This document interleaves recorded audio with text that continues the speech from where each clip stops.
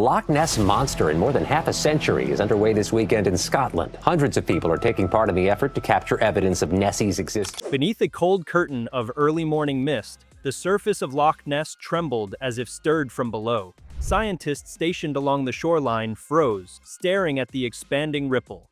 For decades, these waters had swallowed speculation, swallowed instruments, swallowed every confident declaration that the mystery had been solved.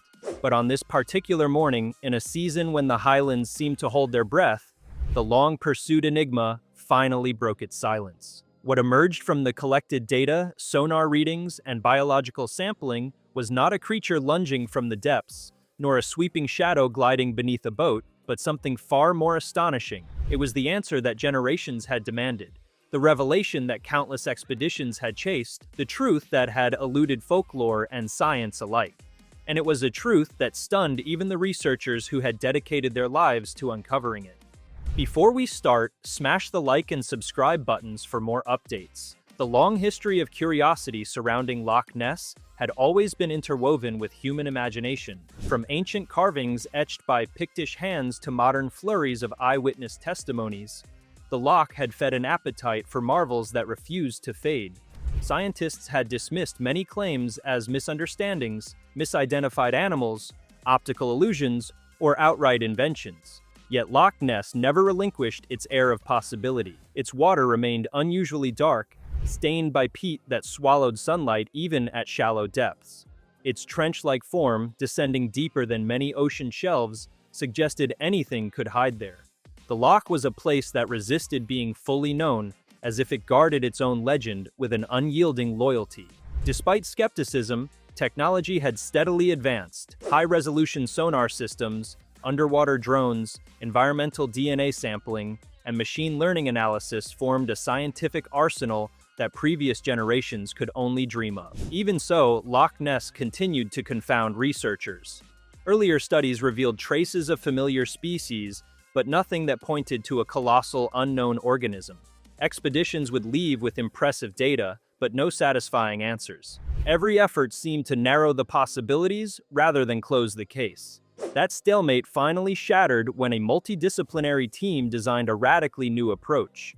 Instead of sweeping the loch for moving targets or hunting for fleeting visual anomalies, they mapped its biological footprint over time. The idea was simple but profound. If something large, unusual, or biologically distinct lived beneath the surface, it would leave a molecular signature in the water. Over the course of several months, the team collected thousands of samples from every depth and corner of the loch. They logged temperature fluctuations, tracked microcurrents, and scanned the floor with next-generation sonar arrays capable of constructing three-dimensional reconstructions in unheard-of detail. Nothing was left to chance. No element of the loch was considered too insignificant to examine. What made the breakthrough possible was not any one tool, but the marriage of all of them. The sonar mapping revealed peculiar cavities beneath the loch's floor, voids that hinted at geological formations unknown to earlier explorers. These cavities were faint and partially collapsed, but their regular shapes suggested structural complexity that nature rarely fashioned on its own. At the same time, the environmental DNA samples revealed strands that did not match any cataloged organism. They were not from fish, seals, amphibians, birds, bacteria, or even ancient lineages preserved in cold environments. The genetic material defied classification. Each time the team ran it through global databases, the results came back inconclusive. The deeper the scientists probed, the clearer it became that they were uncovering something genuinely unprecedented. The unclassified DNA sequences appeared repeatedly in samples taken near the geological cavities. Even more startling, these sequences contained patterns that indicated biological sophistication, yet they did not fit the expected arrangement of any known multicellular organism. The genetic architecture looked as though it belonged to a lineage that branched off from the tree of life before most recognizable modern species emerged. It was a biological relic, but not a passive one. The quantity of DNA present indicated that it belonged to something alive, something metabolically active, something that still inhabited the loch. It was this convergence of evidence that forced the scientific community to reconsider assumptions that had been held for decades. The mystery of Loch Ness had rarely been cast as a question of evolutionary history. Most theories centered on misidentified modern animals or the persistence of an extinct species like a plesiosaur. But the DNA told another story entirely. It suggested a creature that did not resemble prehistoric reptiles, fish, or mammals, but rather an evolutionary offshoot with no known relatives, something that diverged from early life at a stage scientists had never encountered in living form. The entity represented a biological time capsule, a living fragment of Earth's earliest ecosystems, surviving in a secluded, self-sustaining pocket beneath the loch. As researchers pieced the findings together, a portrait began to form. The sonar imaging, while not revealing a clear outline of a creature, showed movement within the subsurface cavities. These movements were too coordinated to be geological disturbances and too large to belong to clusters of small animals. The readings indicated slow, deliberate motion, patterns that suggested a large organism navigating through spaces that appeared custom-shaped to accommodate it. The scale of the readings implied mass, density, and intentional behavior. For the first time, scientists had both biological evidence and physical signatures that pointed to the same extraordinary conclusion. The implications were staggering. If an ancient lineage had survived for millions of years beneath Loch Ness, it would reshape the understanding of evolution, biodiversity, and the resilience of life in extreme environments. It would demonstrate that the boundaries of known species were far more permeable than previously believed, and that remnants of early Earth could persist in isolated refugees. The existence of such an organism would raise fundamental questions about how many other evolutionary relics might still lie hidden in places once deemed fully explored. The team moved cautiously, aware of the magnitude of what they had uncovered. They documented their findings meticulously, repeating experiments and refining models. They accounted for every variable that could lead to error. No scientist involved allowed excitement to overshadow rigor.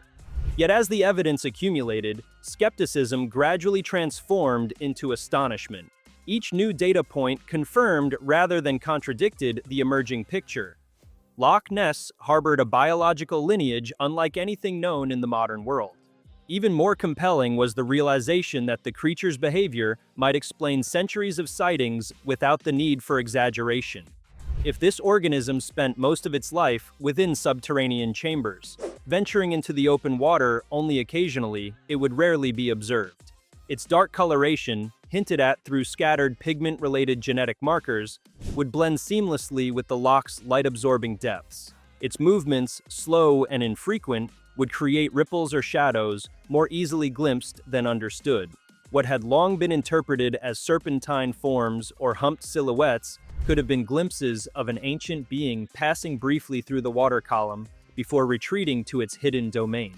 Such a creature would not behave like modern large animals. It would not surface regularly, nor would it patrol open waters. Its physiology, shaped by evolutionary pressures from a primordial world, would be adapted for stability, deep environments, and energy conservation. The loch's unique chemistry, temperature gradients, and secluded geological pockets would have created the perfect sanctuary for its survival. In effect, Loch Ness served as a biological vault, preserving a lineage that should have vanished eons ago. As the findings circulated through the scientific community, debates erupted. Evolutionary biologists questioned how such an organism could have escaped detection for so long, while marine ecologists marveled at the possibility of a stable niche existing in a freshwater environment with such limited biological turnover. Geologists analyzed the subsurface structures with renewed intensity, exploring how ancient tectonic activity and glacial processes might have created the sheltered chambers. Geneticists pored over the unprecedented DNA sequences, deciphering codon patterns and structural anomalies that hinted at metabolic pathways unknown in modern species. The conversation was not limited to academic circles. News of the discovery spread rapidly, capturing the world's imagination. Loch Ness, long the subject of playful speculation, suddenly shifted into the spotlight as a site of profound scientific importance. People who once viewed the legend as a charming curiosity found themselves contemplating a genuine biological marvel. The possibility that the loch housed a living relic from Earth's distant past sparked a sense of wonder that transcended borders and disciplines. Yet the true significance of the discovery extended beyond fascination. The existence of an ancient lineage surviving in near isolation suggested that ecosystems could hold secrets far more complex than previously thought. It underscored the importance of preserving natural habitats, not simply for the sake of existing species, but for the potential presence of organisms that science had not yet imagined. It challenged humanity's assumptions about where life could persist and what forms it might take. And it highlighted how much remained unknown in environments that had been studied for decades. The revelation also ignited new lines of research. If Loch Ness harbored such a lineage, other deep, isolated lakes around the world might contain their own biological surprises. Scientists began revisiting old expeditions, reanalyzing sediment cores, and launching new surveys in lakes that had long been considered biologically unremarkable. Instruments previously dismissed as unnecessary for freshwater environments became essential tools in a global search for hidden biodiversity. The Loch Ness breakthrough redefined how researchers approach the study of enclosed aquatic systems, recognizing that isolation could serve not as an ecological limitation, but as a cradle for evolutionary persistence. At the heart of these discussions was the creature itself, an organism older than the loch, older than the highlands, older than the rise of mammals and birds. Its survival raised questions about adaptability, longevity, and the deep resilience of life. How had it weathered dramatic climate shifts over millions of years? How had it maintained a stable population within such a constrained environment? What environmental triggers guided its behavior? Scientists speculated that the organism might reproduce infrequently, its life cycle spanning decades or centuries, allowing it to exist in low numbers without destabilizing its habitat. The genetic findings suggested sophisticated cellular mechanisms that protected the organism from stress, aging, and environmental fluctuations. Certain sequences hinted at biochemical strategies that modern species had long since abandoned or reconfigured. This sparked discussions about the origins of complex life, prompting researchers to revisit theories about how early multicellular organisms organized themselves, regulated metabolism, and adapted to changing conditions. The creature became a window into evolutionary history, offering clues that textbooks had only theorized. Even the geological cavities beneath the loch, once merely an oddity, took on new relevance. Their structure indicated stability over long timescales and a connection to geothermal activity deep below the surface. Slight temperature irregularities detected during the survey suggested a gentle, persistent heat source that could sustain an organism accustomed to ancient thermal environments. These pockets created a microhabitat insulated from external changes, allowing the organism to thrive while the world above transformed through ice ages, warming periods, and human influence. While the discovery was monumental, the research team maintained a careful approach. They emphasized the need to protect the organism's habitat, recognizing that the loch's fragile equilibrium could be disrupted by overzealous exploration or increased human activity. Instruments were deployed with minimal disturbance, and future studies would rely on non-invasive techniques. The goal was to understand the creature, not to intrude upon it. Scientists acknowledged that the very conditions allowing such a lineage to survive depended on seclusion, stability, and minimal interference. The global reaction was a mixture of awe, excitement, and introspection. Many felt a renewed sense of connection to the natural world. In an era where technology often overshadowed mystery, the discovery reminded humanity that the planet still held wonders beyond current comprehension. It deepened respect for scientific inquiry while rekindling the timeless human desire to explore. And it demonstrated that myths, far from being obstacles to knowledge, could serve as guiding lights toward deeper truths. The legend of Loch Ness had persisted because beneath its embellishments lay an instinctual sense that something extraordinary dwelled in those depths. The revelation transformed Loch Ness into more than a scenic landmark or a legendary curiosity. It became a symbol of the uncharted territory that still exists within the world, urging both scientists and the public to approach nature with humility and curiosity. The discovery underscored how easily assumptions could blind observers to possibilities that lay just out of sight. The truth had been waiting beneath the water all along, not impossible to find, but requiring the right combination of tools, patience, and open-mindedness to reveal itself. As the research continued, theories evolved and understanding deepened, but the shock of the initial findings remained. The scientific community stood at the threshold of a new era in biological discovery, one defined not by the expansion into distant planets or unreachable galaxies, but by a renewed investigation into the hidden corners of Earth itself. The Loch Ness discovery represented a turning point demonstrating that the boundaries of the known world were still porous and that life possessed an extraordinary ability to surprise. The event left a legacy not in finality, but in possibility. Scientists recognize that every unexplored or misunderstood environment, deep lakes, subterranean caverns, isolated ecosystems, might harbor similarly astonishing forms of life. The implications reached far beyond Scotland, inspiring a global re-examination of the relationship between humankind and the natural world. The discovery urged a shift from the assumption that Earth had yielded all its major biological secrets to the realization that many more might lie just beneath the surface. What Loch Ness revealed was not merely the identity of a long-questioned creature, but the extent of humanity's own limitations in understanding the planet. It showed that even in places mapped, measured, and mythologized for centuries, life could remain enigmatic. The shocking truth the scientists uncovered resonated across disciplines and generations, not only for what it solved, but for what it opened.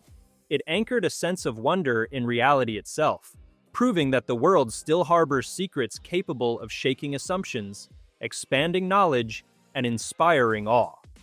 The ripples from that extraordinary morning on the loch did not fade quickly. They spread outward, altering scientific perspectives, reshaping cultural narratives, and reaffirming the enduring power of curiosity. The discovery at Loch Ness became a testament to persistence, innovation, and the willingness to follow a question to its deepest point.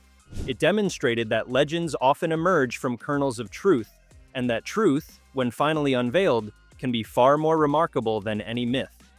The loch kept its silence afterward, its dark waters returning to their usual stillness. But the world no longer viewed that silence the same way. It was no longer the quiet of an empty lake, but the hush of a place holding one of the most extraordinary biological revelations ever uncovered. And though the creature itself remained sheltered within its ancient refuge, the knowledge of its existence reshaped the way humanity looked at the mysteries that remain hidden in the planet's shadowed places. The months that followed the announcement ignited a wave of scientific ambition, but also a quieter philosophical shift. For many researchers, the Loch Ness discovery marked the moment they understood that the search for life's origins was no longer confined to fossils or distant celestial bodies. Here, in a single stretch of fresh water, lay evidence that evolution's earliest experiments had not vanished entirely. This realization reframed long-standing assumptions about extinction, adaptation, and the survival strategies of ancient lineages. Instead of seeing evolution as a linear march forward, scientists began to picture it as a vast landscape full of hidden plateaus where certain forms of life could persist unchanged when given the right sanctuary. The discovery prompted institutions around the world to reevaluate how they approached deep lake research. Grants that once seemed niche or speculative suddenly took on heightened importance. Teams specializing in limnology, molecular biology, and geophysics collaborated in ways that bridged fields previously kept separate by traditional academic boundaries. The goal was no longer simply to document ecosystems, but to understand how the interplay between geology, chemistry, and biology might create isolated refuges, capable of harboring organisms that defied classification. This shift in perspective encouraged the development of new instrumentation designed to detect subtle anomalies in sediment layers, temperature gradients, and chemical compositions, tools sensitive enough to hint at life forms that left only the faintest trace of their existence. Beyond the scientific realm, the discovery encouraged broader cultural reflection.